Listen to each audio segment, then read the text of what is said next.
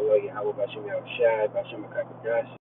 honors to the elders and apostles of the great millstone of well. I am not a member, however, I've entered into the labors, peace, and mercy to the sincere brothers and sisters doing this wherever your life may be. Quick one, it's in transit, and because it's in transit, by necessity, it must be quick. I can't stop and get precepts, so I'm going to paraphrase them roughly. But the moral, I guess, not the moral, the point of this quick strike here is that you should simply seek Him more. And as always, my sword is aimed at myself, okay, removing the unprofitable skin. I am making myself bleed before I swing it outwardly. And this was something that I was thinking about as I woke up. I woke up pretty early this morning, so, I say my usual prayer, I do my thing, and as I was working out, I got to thinking how things had, as of late, had just been lining up. And there was a point in time where it almost seemed like nothing went right, and that's another thing. You should know when there's chastisement. All right, you should know when the Lord is trying to get you to acknowledge something, or get you to grow, or get you to let something go. You've got to pay attention to the Spirit. First and foremost, you've got to pay attention, and then secondly, I just got to think it almost, sometimes you're moved to tears, happy tears, because you don't know what else to do. And then other times, when you're low, you're low. I know I can speak for myself. When I'm low, I am low. And I get to thinking about, how things should be and how they are in reality, and, where we're heading. And, it is a great time, but also in the flesh a terrifying time. And if you believe, if you're given the gift of faith, turmoil is on the way. Problems, issues, scary but exciting times on the way. They're scary in the flesh but exciting in the spirit. And you just have to fight that battle as you go day by day, day in and day out, right?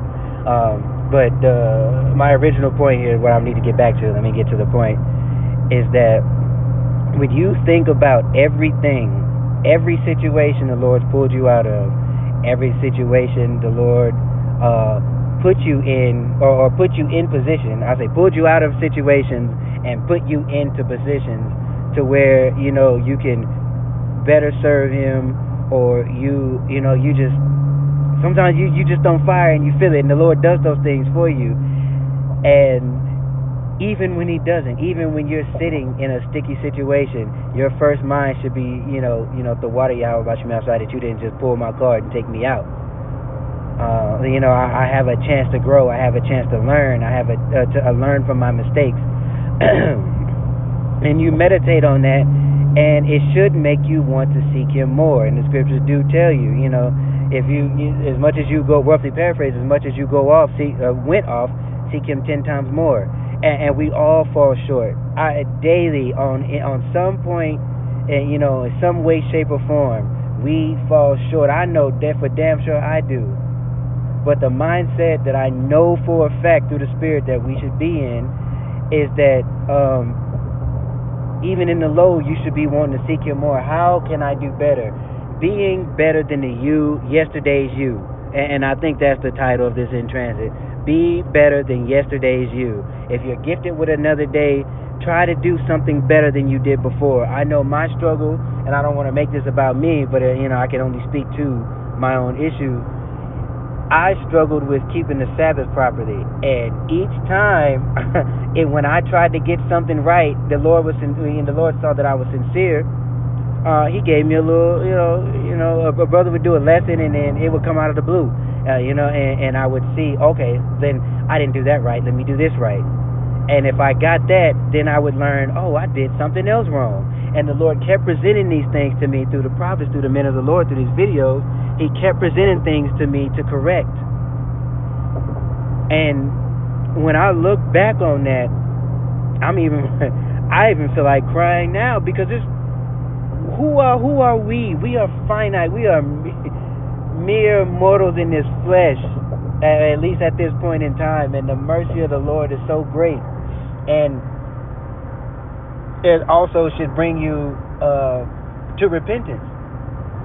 You should feel shame. We should feel shame for the things that we've done in the past. Feel shame for the things that, out of sincerity, you may have been sincerely wrong, but wrong nonetheless. A transgression is a transgression, regardless, right? And you repent for that. You should, all of these things, you should have that feeling inside of you to want to do better, to want to serve Him more. And furthermore, he that judges himself needs to be judge of no man. You should be correcting yourself. Every day I find something wrong with what I'm doing, and I do. And we all, in James 1, right? If any man lacks, ask and be faithful, and stand firm on what you ask and believe. Nothing wavering. You cannot waver.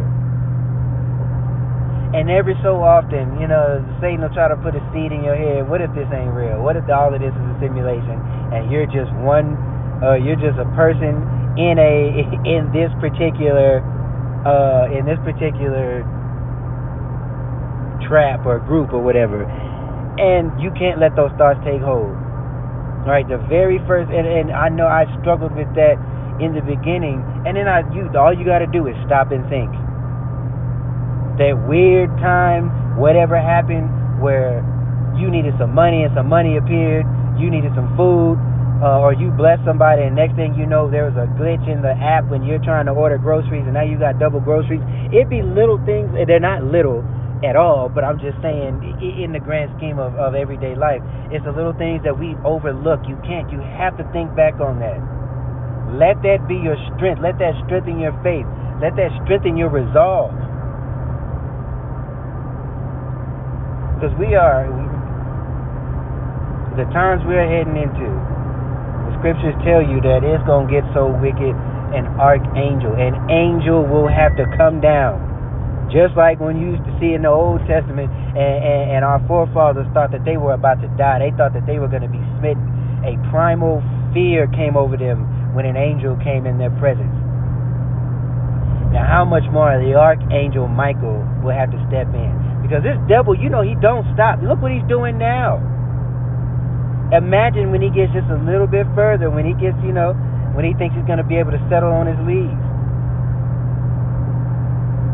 Everything the scriptures have written is true.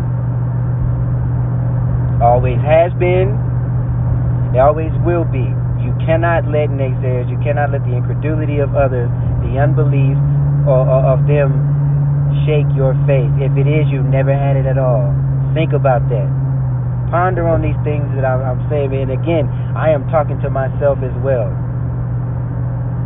All of these things that I'm talking about, I've gone through, and it ain't nearly enough. Somebody as young in the faith as I am hasn't suffered nearly as enough. Think about the prophets. Think about elder apostles that are up in New York and on the East Coast that have been doing this longer than most of us have been alive, or as long as we've been alive. You don't think that they're tired? You don't think that they're weary, in the flesh at least? All of the things that they've talked about are now coming to pass. If anything, be encouraged. Because if the bad is coming as it says, then you know damn well the good is coming. Because Yahweh B'Shem Yahushai is not unjust. But anyway, that was a heavy rant, and I don't feel like I stuck to the point, but I feel like that, maybe that just needed to come out. Somebody might need to hear it. But at the end of the day, meditate and reflect on all the good that the Lord has done for you. And furthermore, meditate and reflect on when you got chastised. And it's better that you fix yourself. You pray that the Lord, put a battery in your back, and you fix it yourself, rather than you go through that chastisement. Why would you willingly do that to yourself, But I think I've made the point. I've said enough, and prayerfully it's enough that whoever hears this is encouraged, and maybe it sparks you to go read and come up with a lesson on your own. And this backdrop, the photo, it has nothing to do with what we're talking about, but these are books that you should have. You should read. You should have in your possession, and you should read them. And with that being said, I think I've driven a point home. I think I've made the point that I need to make.